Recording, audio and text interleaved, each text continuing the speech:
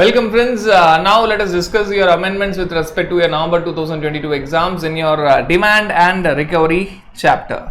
So you are focusing on your demand and recovery chapter. The first of the amendment that has come in your demand and recovery chapter is to section 74, rather explanation to section 74. So you are talking about section 74 per se, but this explanation to section 74 is talking both about section 73 as well as section 74. So there is an explanation 1, 2 of section 74.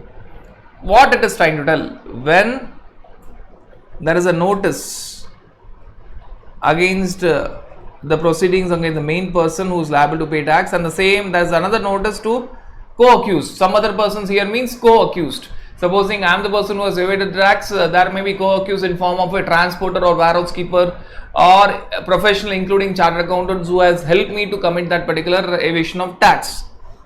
Now it is telling that there is proceedings initiated against the main accused and the co-accused, and proceedings against the main accused, main person, have been concluded under section 73 or 74.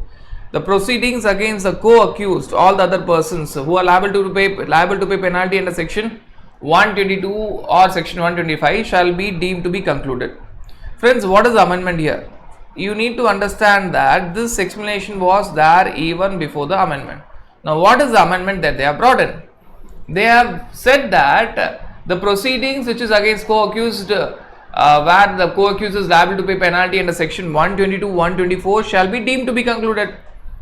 So when main accused is being said tata bye, co-accused will then co-accused automatically they are saying that it is deemed to have been concluded. So do not make any other further proceedings against the co-accused.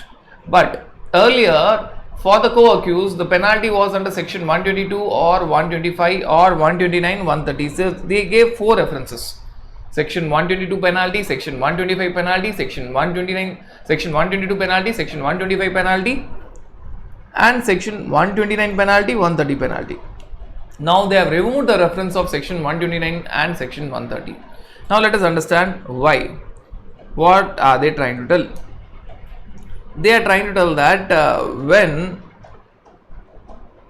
the proceedings are concluded against the main person, that will lead to conclusion of proceedings against all the other persons who are liable to pay penalty under section 122 or 125. A reference of 129 and 130 is removed, because when you talk about 129 and 130, it talks about detention, seizure and confiscation of goods and conveyance in transit, which means the vehicle was in transit and the vehicle was stopped, the goods and the conveyance, even the vehicle were detained, and the confiscation proceedings can also be there against the goods and the conveyance. Understand that when the vehicle is in transit, proceedings will be either under section 129 or 130. 129 or 130. What is 129 if you want to understand? Section 129 talks about detention, seizure and release of goods and conveyance in transit. So it talks about detention, seizure. If at all penalties are paid there, the goods will and the conveyance in transit will be released. And section 130 talks about confiscation of those goods and conveyance. Those goods and conveyance. Now one thing you need to understand: when the vehicle is in transit, the proceedings will always be under section 129, 130. The chances of proceedings under section 73, 74 is ruled out. It would not be that. Therefore, in section 73, 74, talking about 129, 130 penalty does not make sense. Because when the vehicle is in transit, you will have section 129 proceedings, section 130 proceedings. And in other cases, you might have the proceedings under section 73 or section 74. Now, what is the amendment talking about? Is it making a big difference? Understand friends, this amendment has not made any difference. This amendment has tried to clear the position of law. That is the only change that amendment has brought. Now what are they telling? First you need to understand that when the goods or conveyance are in transit, proceedings cannot be initiated under section 73 or 74. As I said, when the goods or conveyance are in transit, you cannot start proceedings under section 73, 74. Obviously the proceedings will be under section 129, 130. Right, so when the goods and the conveyance are in transit, question of section 73, 74 is not there. Therefore, section 73, 74 talking about 129, 130 does not make sense. Also, when the Why when against the transit goods, if the proceedings against section 129 130 is initiated, again 73 74 proceedings cannot be initiated. So you might wonder, okay, when the goods are and the conveyance are in transit, you cannot have section 73 74, you will have only 129 130. After 129 130, can you have 73 74? Even that is not possible. So when the goods are in transit, only section 129 section 130 proceedings can be started. And even after completion of those proceedings, again restarting the proceedings under section 73 74 is not possible. Therefore, mentioning of penalty under section 129 130 in that explanation 1-2 of section 74 does not make any sense. It was incorrect, thus removed. In effect, this amendment is not changing the position of law. So if you had to understand this amendment, please make the points very simple. When the goods as well as the conveyance are in transit, and you are talking about other cases means it is not talking about goods conveyance in transit. So one thing you have to be very clear, when the goods and conveyance are in transit, you can have proceedings only against section 129 130. In other cases, you can have proceedings under section 73 74. Both are mutually exclusive. So even the proceedings are already started for goods or conveyance in transit under section 129 and section 130, you cannot have the second innings by having again 73 74 there, and in other cases you will have section 73 74 proceedings. Therefore, mentioning penalty proceedings against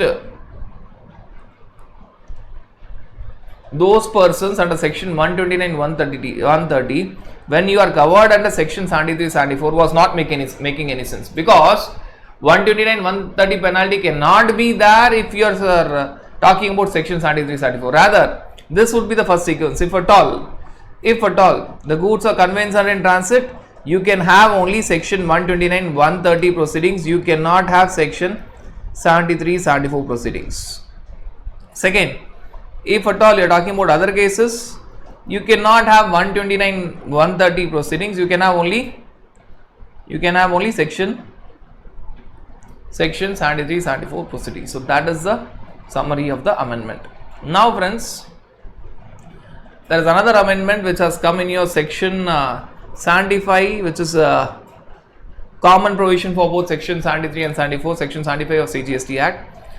There was an explanation to section 75 subsection 12. That explanation is now, rather that is an explanation which is attached to section 75 subsection 12. One thing you need to understand, for self-assessed tax there is no time for recovery. They can give notice and give demand order even after 10 years, not even after 15 years, even after 20 years. So for self-assessed tax, the tax that you have assessed but not paid, there is no time limit. There is no time limit, whether it is section 73 or section 74, whether it is a bona fide case or a fraudulent case. So this explanation, which is now being attached to section 75 subsection 12, is telling that for the purpose of this subsection, which means section 75 subsection 12, self-assessed tax will include the tax payable in respect of outward supplies which are furnished under section 37 but not included in the return under section 39. In a very simple language, what are they trying to tell? They are talking about a self-assessed tax which are reported in GSTR 1 but not reported in GSTR 3B. It is talking about self-assessed tax where you have certain sales, that you have included in your GSTR 1 or information furnishing facility as per section 37, but you have not reported in GSTR 3B. So that will also be included. They have widened the scope of this self-assessed tax. So normally when you talk about self-assessed tax, it means you have assessed it but not paid it. You have assessed it but not paid it. You have your records by that, whereby you know that this is a liability you might have collected from the customer but you have not paid it. But now they are telling that if at all it is a scenario where you are reporting some outward supplies, furnishing some outward supplies as per section 37, which means in your GSTR 1 or invoice furnishing facility, but not reporting that in your GSTR 3B, that will also be taken as self-assessed tax, and for which there is no time limit. So any short payment of liability when you are comparing GSTR1 or IFF with your GSTR3B, right, that will have no time limit. That will have absolutely no time limit. Also, it might result to provisional attachment of property, including bank accounts, when we see the amended section 83. So there are dual effects. So when you have more outward supplies in GSTR1 compared to GSTR3B, you will be discussing in your written filing chapter that lot of consequences will be there. Even when you are talking about your suo motu cancellation might also be resulting your sales is more in GSTR1 or IFF compared to GSTR3B. Now another point that you need to understand is there is no time limit for collection of that tax. The differential sales and tax on it, there is no time limit for collecting tax on the same, whether it is section 73 or 74 case. Also, it might now result into provisional attachment of property, including bank account. So that one needs to understand. Now friends, you are talking about the next amendment which has come in your recovery procedures. So there is a rule which is rule 142, which talks about notice and order for demand of amount payable under the act. So we are talking about there is an order which is given and you are talking about that particular thing.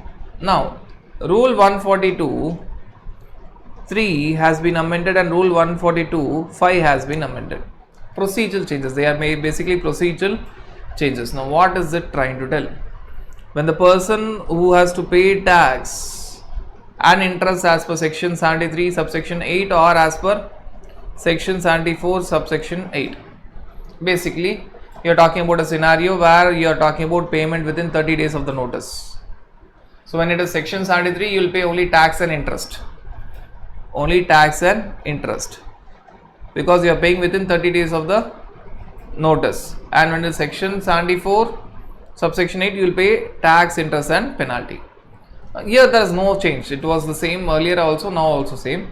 But when you talk about the second concept, second type of demand, where the person concerned is making the payment of an amount referred in section 129 subsection 1, which means you are talking about penalty under section 129 1A or penalty under section 129 1B when the goods and conveyance are in transit. Earlier for them the payment should be made within 14 days of detention and all. Now they have made things very simple. That amount has to be paid within 7 days of the notice issued under section 129 subsection 3, but before issuance of an order under section 129 subsection 3. So you are talking about payment of penalty as per section 129, which should be within 7 days of the notice under section 129 subsection 3. It should be within 7 days. The moment you get the notice, pay within 7 days, but make sure that you are paying before the order. So within 7 days of the notice, but before the order under section 129(3). Now what is happening? You are making voluntary payment. So when you pay quick, when you get a notice under section 73 74, you have to pay within 30 days of the notice, you get some relaxation. In section 73 case, there is no need of any penalty. You pay only tax and interest. In case of your section 74, you pay tax, interest and reduced penalty.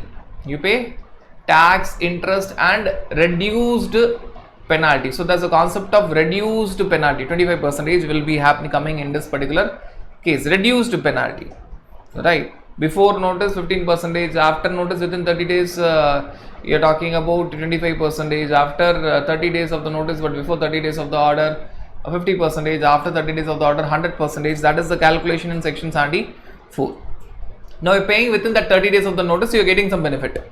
In section 73, no penalty, only tax and interest. In section 74, pay only tax, interest and reduced penalty. So there is no change there. But in penalty, only pure penalty proceedings in section 129, the penalty amount will be the same. There is no concept of reduce, but you are paying within 7 days of the notice, but within issuance of an order. What will happen? In this case, there is no relaxation of amount. What will happen is you have to intimate the proper officer about such payment in DRC 03, and officer shall issue an order on DRC 05 concluding the proceedings.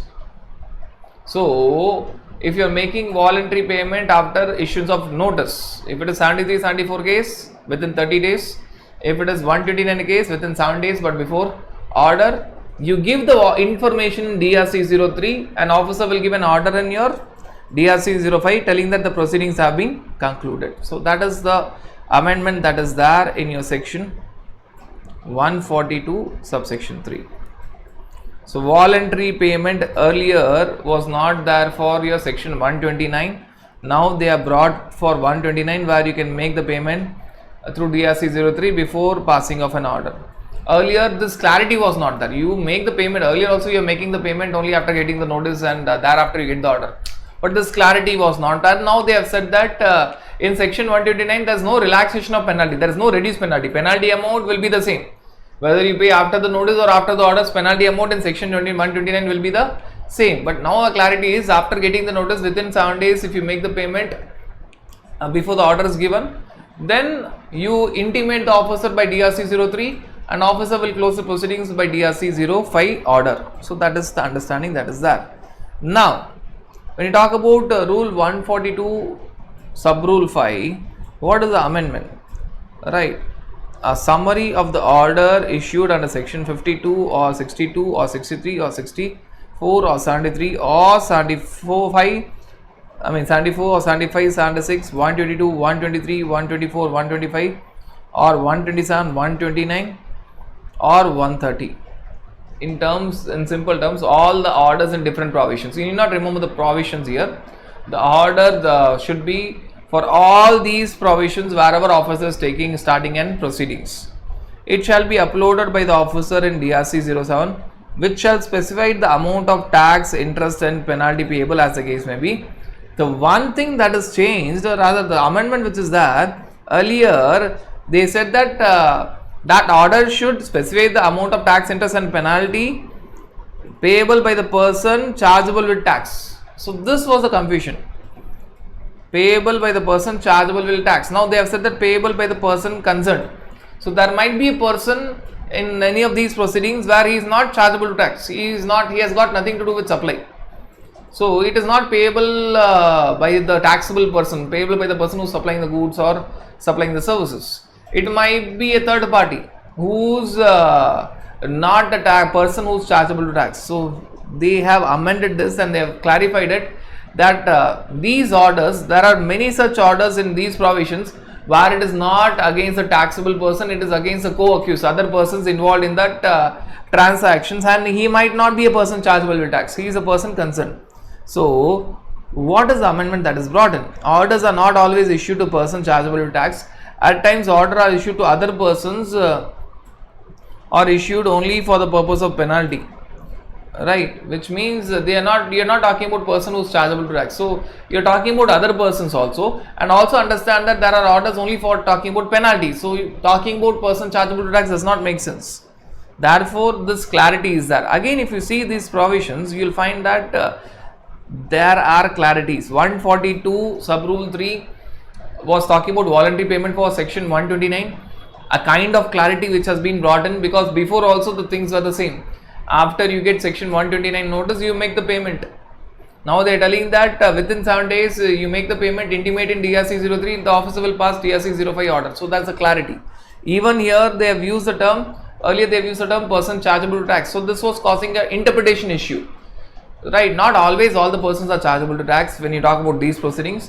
Plus also understand that there are few provisions here where it is not at all concerned with tax, it is only concerned with penalty. So that being the case, the amendment is brought in, and you will see the effective date below each of these amendments. Right, so that effective date is the date from which these amendments are effective. So these amendments, now what we have took, they are effective from your 1st of January 2022. Friends, now let us talk about the next amendment, which is about recovery of penalty, which is under section 129, which means when the goods are in transit along with the conveyance, there will be penalty as per your section 129. So when the goods or the conveyance are detained and seized during transit as per section 129 and the penalty is imposed but the person is not paying the penalty, then there will be recovery of that penalty. So basically we are talking about the new provision section 129, where there is a new penalty that has come out in section 129. When the goods and the conveys are in transit, penalty is being levied, but the assessee is not coming forward to pay the penalty, how recovery will be there. So that particular provision, when you talk about section 129, basically talks about two situations. When the owner comes forward, he has to pay. If he is not coming forward, the transporter will be treated as deemed owner and he has to pay. So if you see the provision, what is the provision talking about? This new provision is for recovery is introduced by way of your rule 144A. So this recovery is specifically for recovery of penalty as per section 129. So rule 144A tells that where the person who is transporting the goods or the owner, if the owner come forward, he has to pay the penalty as per section 129. If he is not coming forward, transporter will be treated as deemed owner and he has to pay the penalty. Fails to pay the penalty as per section 129(1), within how much time? Within 15 days from the date of receipt of order under section 129(3). So you'll have the proceedings, first notice will be given, then order will be given. So 15 days are over after you've got the order. So it is not at the time of notice. You've got the notice, you've got the order. Now, even after getting the order, you have not paid within 15 days, then what proper officer shall do? The proper officer shall proceed for sale or disposal of such goods and or conveyance which are detained and seized. Why? Because he is not getting the penalty as per section 129. He has to prepare the inventory and estimate the market value of such goods and conveyance.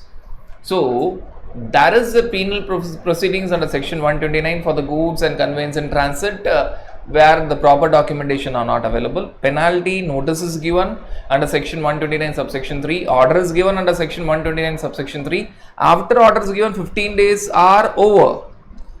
Then proper officers shall start his proceedings for selling or disposing such goods and conveyance which are detained or seized. What for what? In order to recover that penalty.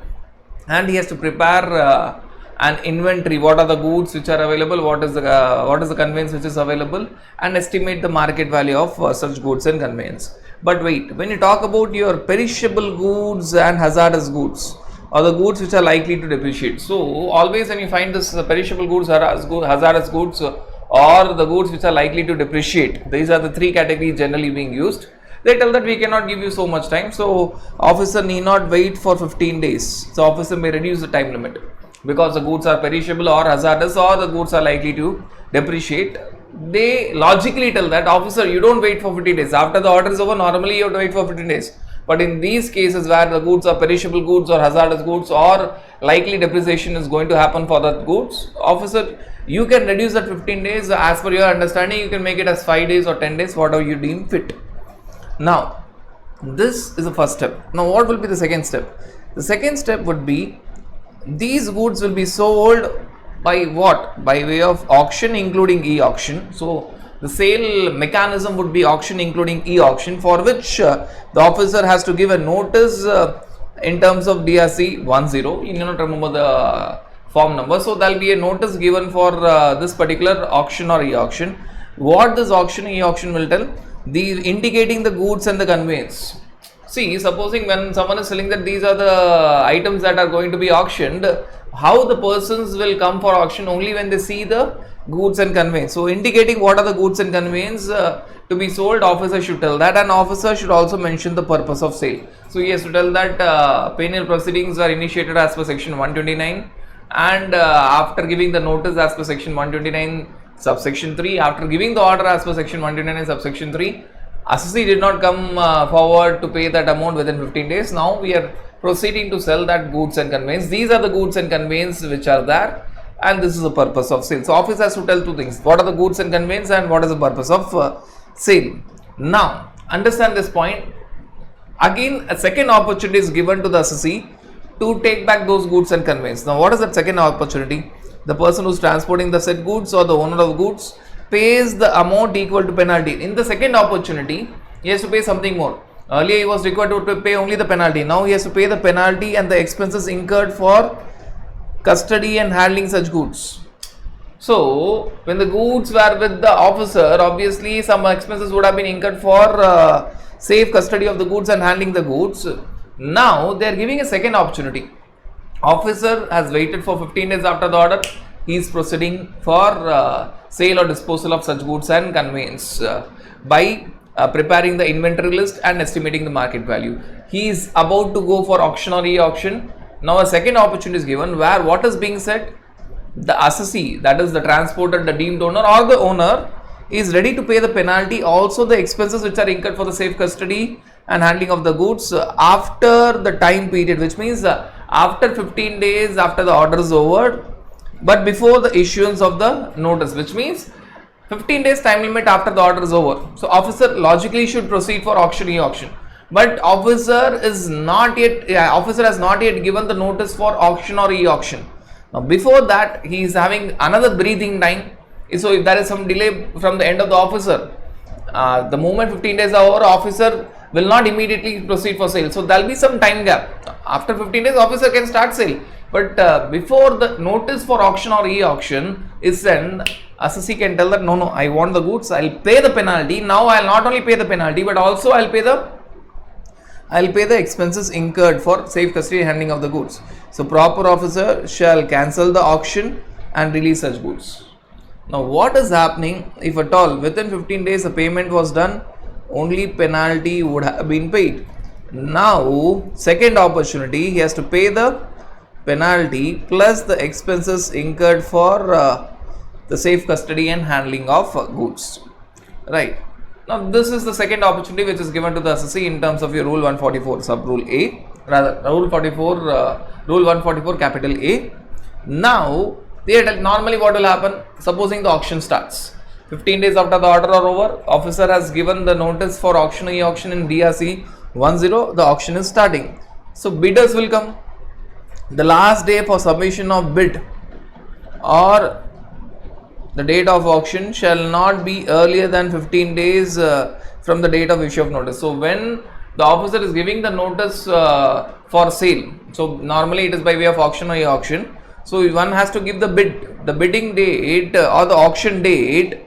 The actual auction date or the bidding date should be after minimum time gap after the notice for auction is given should be 15 days, which means the officer is telling that people, you can come and bid for this particular goods and conveyance. He should give minimum 15 days time. He can tell that this bidding will happen say after 20 days, it will happen after 25 days, minimum 15 days time gap will be given. But for perishable goods, hazardous goods or the goods that are likely to depreciate, officer tells that I am giving notice as per your GST DRC 10. Normally I have to give minimum 15 days time for you to come for bidding or auction. But now the goods are perishable goods, hazardous goods or goods which are likely to depreciate. I am not going to wait for 15 days.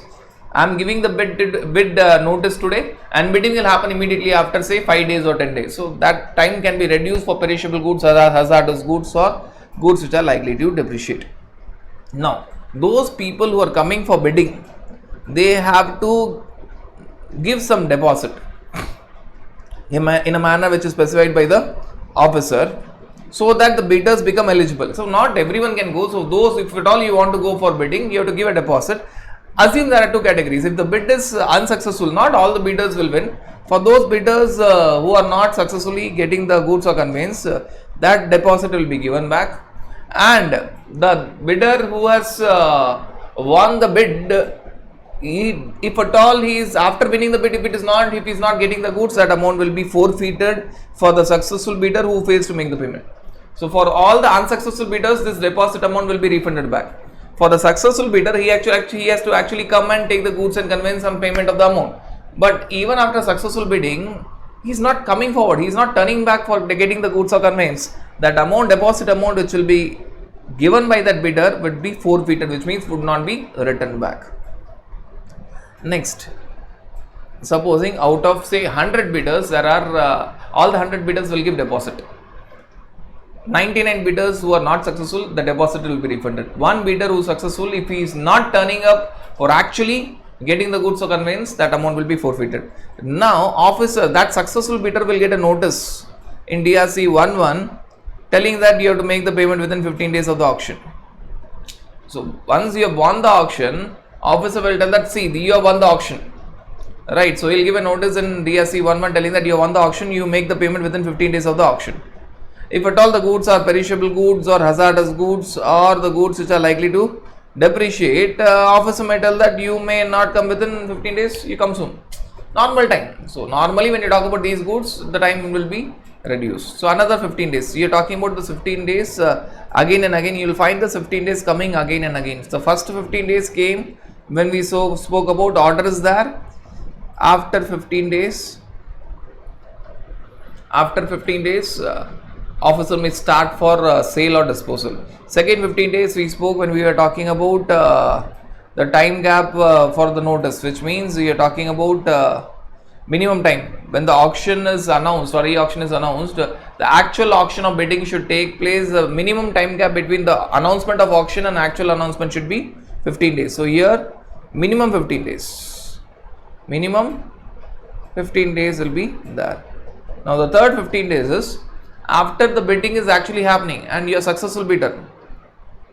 So you have to make the payment within 15 days. In all these three cases, we will find a scenario when the goods are perishable goods or hazardous goods or goods which are likely to depreciate. This 15 days may be reduced by the proper officer. Right, and if at all the person who is winning the bid, he is getting the notice in DRC 11 to make the payment for the bid, he is making the payment. What shall happen? He will get the possession of the goods and he will get a certificate that you are owner of goods in DRC 12. So you are the owner of the goods, right? So that will be happening, and this actually completes the process. So what are the other points which are given? If at all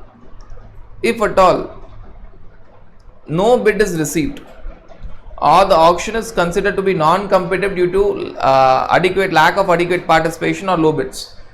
Assume that there are no bidders which are coming forward, or bidders are coming forward but there was lack of adequate participation, no one participated, or the bids are very low. The expectation was market value was estimated by officer in the beginning, so market value was assumed to be say 1 crore, but the bidder said that they are ready to pay only 20 lakhs, so it is very low.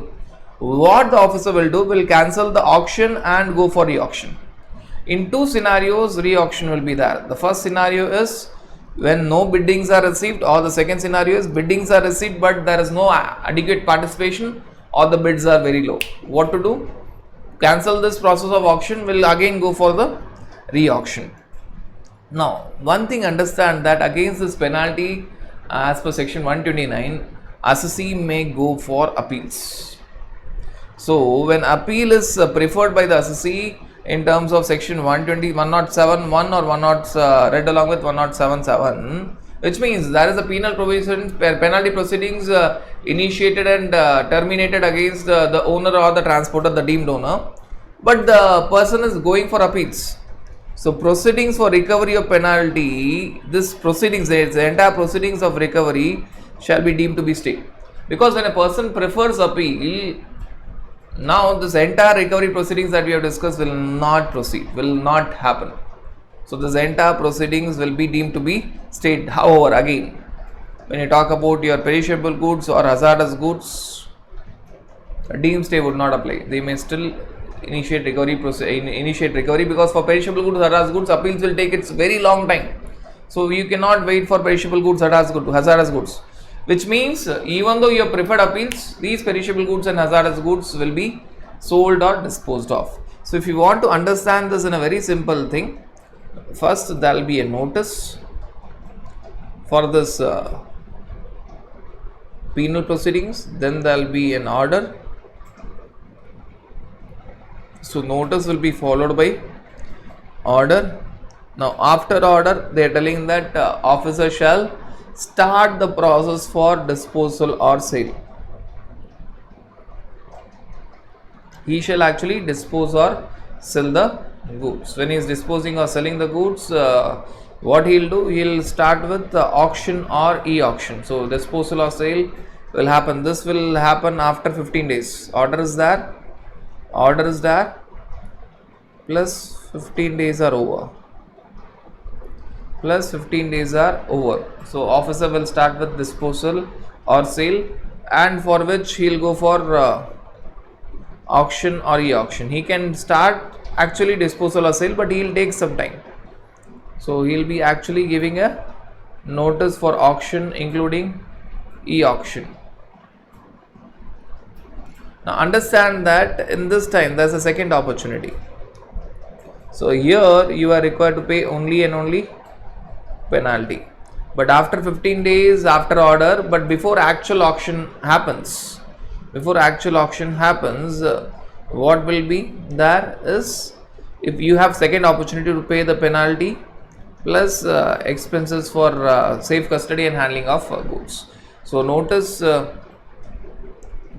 for auction or re-auction will be given, and this notice for auction or re-auction will be actually followed by actual auction. So notice is different, actual auction or bidding will happen. Now the minimum time gap which is required here for actual auction is 15 days. So minimum they have to give 15 days time. Again, wherever 15 days comes, they tell that you can reduce it for perishable goods, hazardous goods, or goods which are likely to depreciate. Right, and after auction is successful, there will be a successful bidder who has to make the payment, and take the goods. Right, everyone would have paid the deposit. Those who have lost the bid will get the refund of deposit. Those who have won the bid, and if he is not coming for actual purchase, again the deposit will not be refunded but will be forfeited. So after actual auction is there, you again have this 15 days time. So as we have discussed, we have this 15 days in three cases, here, and here. So this was the entire process which is given in terms of rule 144 capital A, and this entire proceedings that we have discussed is for what? It is for your section 129 penalty recovery. So if that penalty amount as per section 129 is not paid, this recovery will be there. Now friends, we are talking about the amendment in the next rule. The amendment in the next rule is there in your rule 154. What is rule 154 talking about? Whenever there is sale of goods or sale of movable or immovable property, how to adjust this realized proceeds. So whenever you are selling the goods or selling the movable or immovable property, in recovery you will find that officer will have the rights to sell the goods, including closing stock of the goods, and he will have the rights to even attach and sell the movable and immovable property. What will happen with that proceeds? How these proceeds will be adjusted? What is the sequence of adjustment of these proceeds? So this sequence is given under rule 154. Now there is a small change that has come out in rule 154. It is not a new rule, it is an amendment. Unlike rule 144 capital A, which is a new rule, this 154 was already there. There is a small amendment, rather the entire rule has been rewritten, but the effect is only on few areas. So what is said here? The amount realized on sale of goods or conveyance or movable or immovable property for recovering the amount due from the defaulter, or recovery of penalty amount as per section 129 subsection 3. So that is a defaulter. Someone is not paying the dues. That dues may be tax plus interest plus penalty, or that dues may be only penalty as per section 129 subsection 3. Now first it would be adjusted against the administrative cost of recovery process. So when they are recovering, there will be some administrative cost. So first it will be apportioned against the administrative cost. Then friends, it would be apportioned against the amount to be recovered. So what is the pending amount to be recovered? First they will adjust it against the administrative cost. Obviously, why this recovery is happening? This recovery is happening for two purposes. There is a defaulter who is not paying the dues. There is a defaulter who is not paying the dues, or there is a defaulter who is not paying the penalty as per section 129 subsection 3. So this obviously is very clear that it would be now apportioned against the amount to be recovered or the penalty to be recovered, which is payable under section 129 subsection 3. So whatever the due was, that will be the second adjustment. The third thing, with next it would be apportioned against any other amount. See, this recovery started because of one amount. There may be other amount which is payable by the same assessee, under CGST Act or UTGS or IGST Act or UTGST Act or State GST Act, and rules made thereunder. So this recovery proceeding started because of a certain amount. So first adjust it against administrative cost, then adjust it against that recovery, that particular amount which was to be recovered, including the penalty which is under section 123. then there may be any other amount due for which recovery proceedings has not started, but still it is due as per your CGST Act or IGST Act or UTGST Act or SGST Act. Adjust against that. Then if at all you are talking about the balance, what will happen? The balance will be credited to the electronic cash ledger of the owner of the goods or conveyance if he is registered.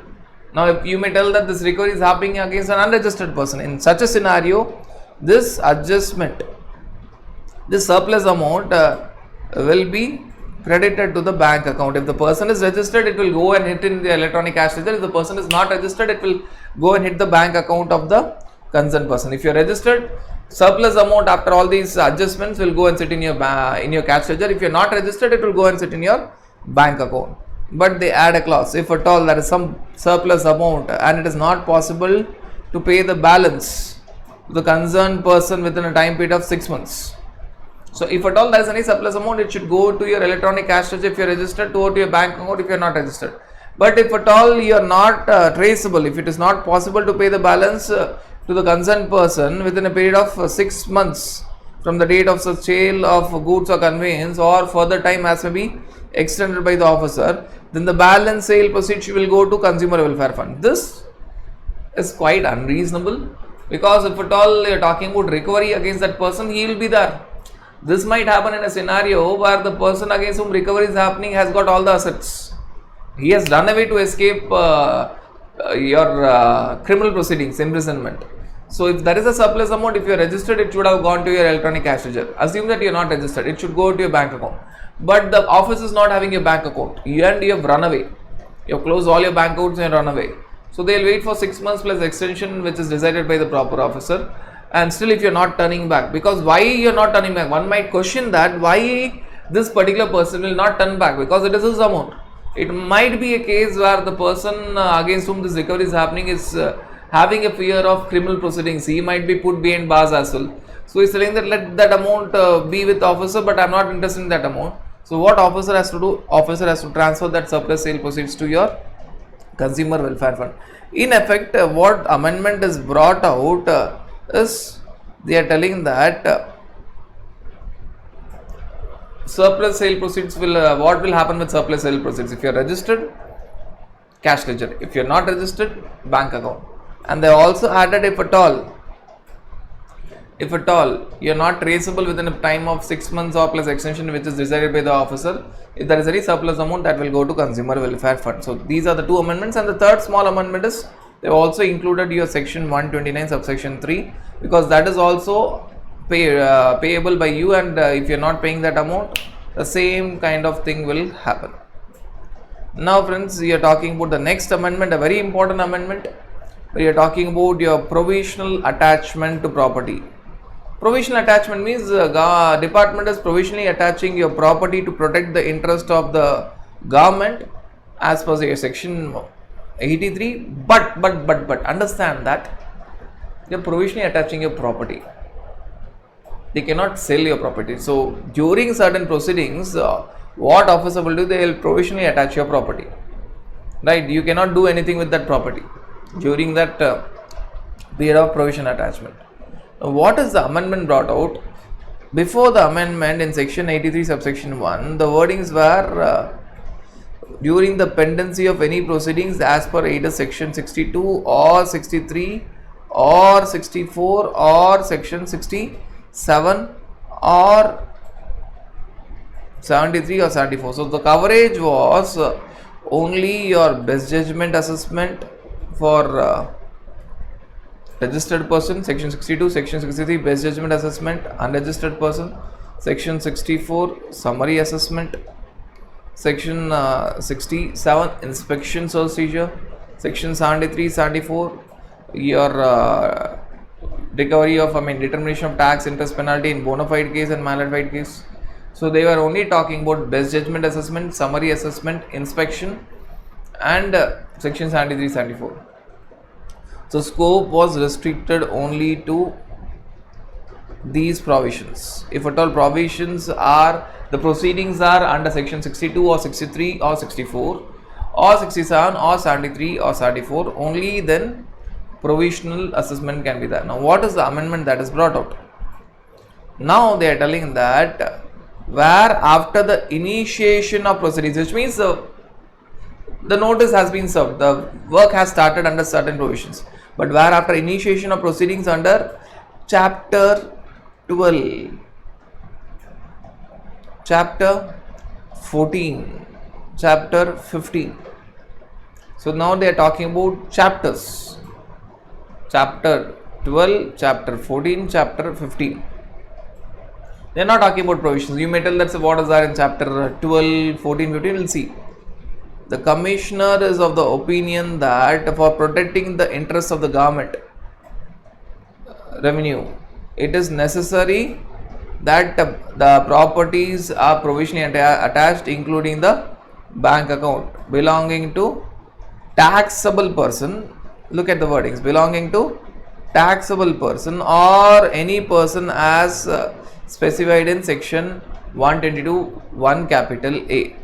Understand that before the amendment they were talking about only selected provisions: 63, 62, 63, 64, 67, 73, 74. Now they are talking about chapters. Lot of sections are there. Chapter 12, chapter 14, chapter 15, 3 chapters. Lot of sections are there. Before the amendment they were only focusing on taxable person. Now after the amendment they are not only talking about taxable person but also the persons which are specified in section 122 1 capital A, which means other than taxable persons are also covered. Now first please understand that these are the 2 points. First, the scope of provisional attachment has been expanded. Why? Now the coverage is for chapter 12, 14 and 15. Also you are talking about the scope of person is also expanded, because now they are also focusing on, apart from taxable person, they are also focusing on persons specified in section 122 subsection 1 capital A. Now you need to understand that what is there in chapter 12, which is talking about section 59 to section 64, chapter 14 section 67 to section 72, and chapter 15 section 73 to 84. So chapter 12 talks about all the types of assessment. Previously they were focusing only on best judgment assessment and summary assessment.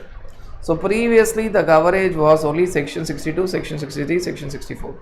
Best judgment against registered person, non-filers, best judgment against unregistered person, and best judgment against a summary assessment.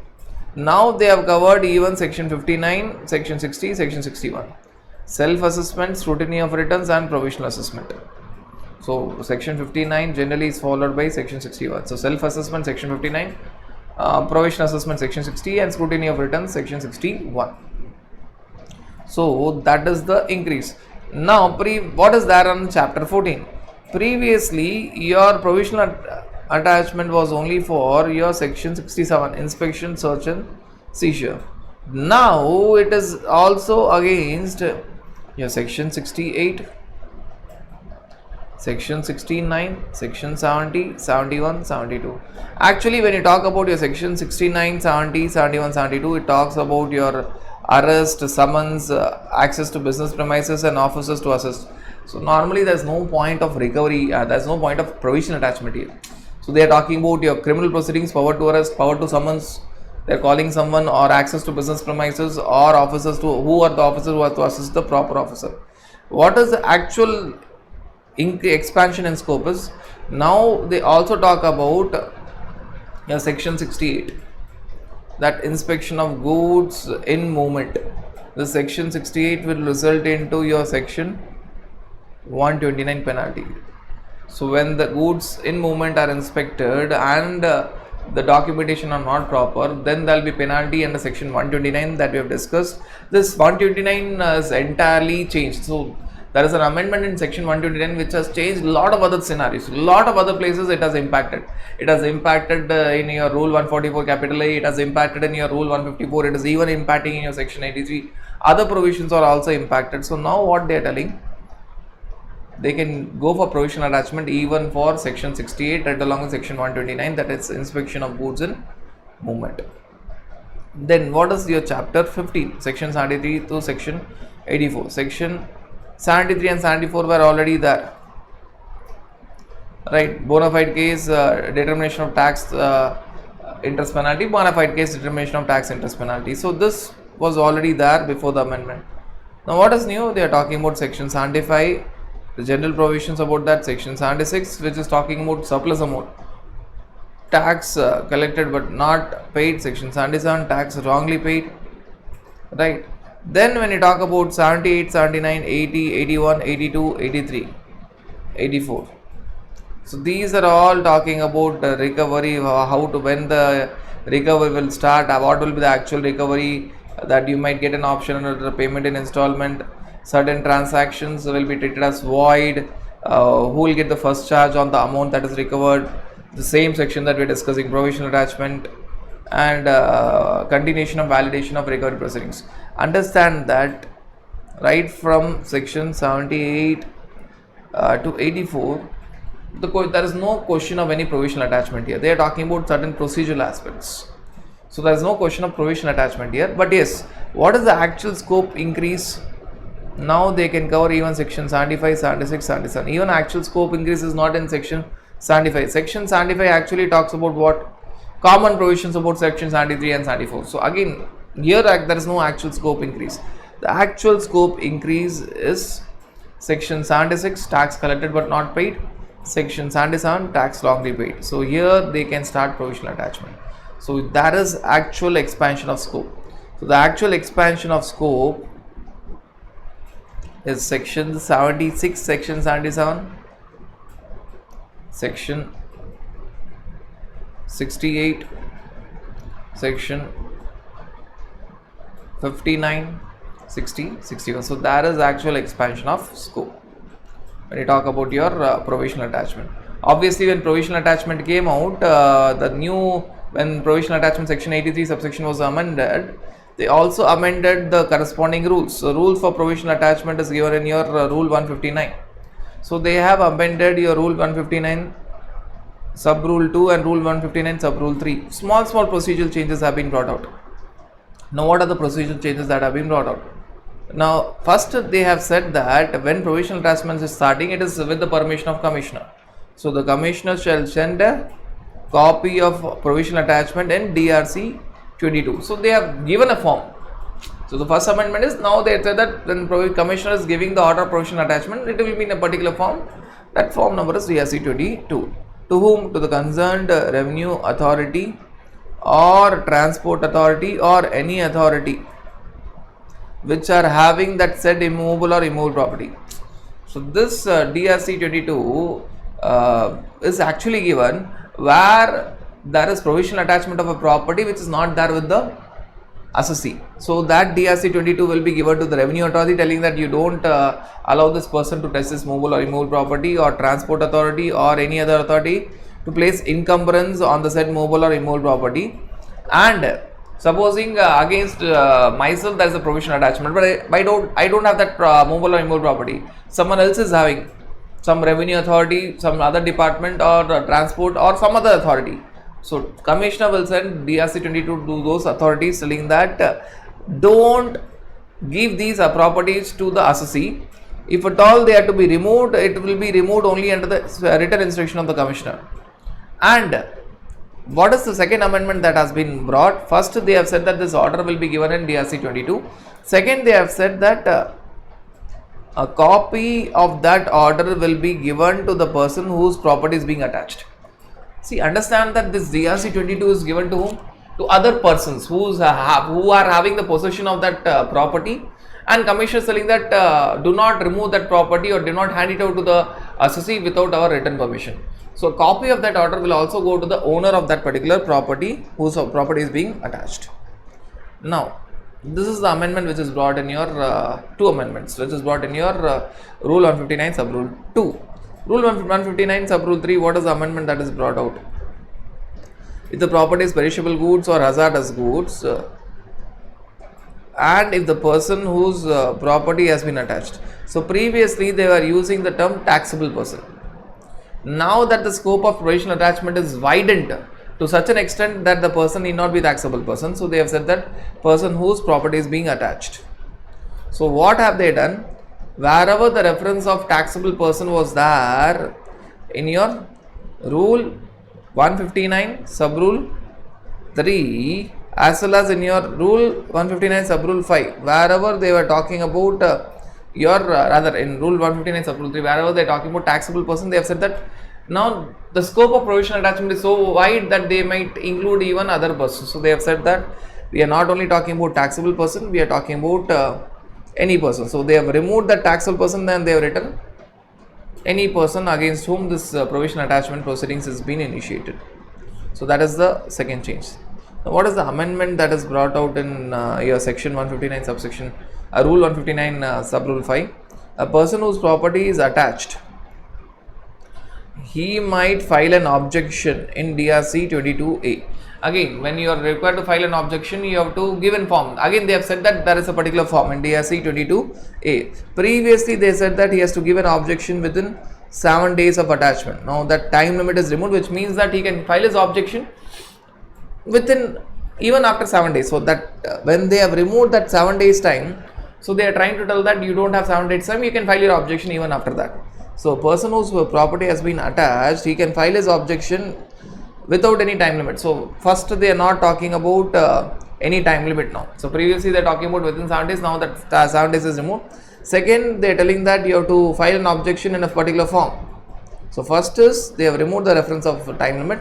Second is they have said that you have to give in a particular form, DRC 22A. Right, so commissioner will give an opportunity, and after giving an opportunity, finally the property might be released. If it is released, the commissioner will give DRC 23 order. So if at all there is a genuine hardship on the assessee and he is objecting this provisional attachment, he will write to commissioner. Two amendments here. 7 days time limit is no more there, and the document in which he will file an objection is DRC 22A. So these are the two amendments. If you look at this entire procedural amendments, what has happened in rule 159 sub rule 2, first they have said that if the property is with some other person, then the order, commissioner will give provisional attachment order to that person in a particular form, DRC 22. So this is the first amendment in rule 159 sub rule 2, and the second amendment, a copy of that order will go to that owner. So this is the second amendment here. And the amendment in rule 159 of sub rule 3 is only one person. They have removed the reference of taxable person. They have said that any person against whom the provisional attachment is initiated and property is being attached. Next amendment, when you have an objection, forget about 7 days time limit, and when you have an objection, that objection will be given in a form which is DRC 22A. So these are the 5 amendments, 5 procedural amendments which are brought out for your provisional attachment, and the effective date for provisional attachment both for the section as well as the rule is 1st of January 2022. So friends, these were the amendments that are there in your demand and recovery chapter.